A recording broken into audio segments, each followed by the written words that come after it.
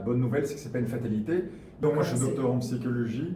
Également, je suis formé en sexologie et j'ai constaté qu'aujourd'hui, on a tout à fait les moyens d'être parfaitement heureux, épanoui dans sa vie sentimentale, amoureuse et sexuelle.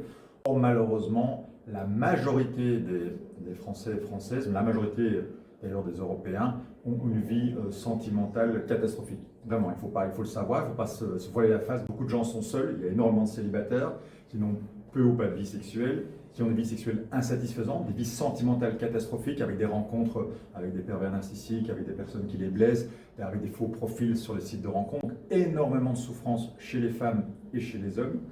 Et donc, ce n'est pas une fatalité. La bonne nouvelle, c'est que ce n'est pas une fatalité.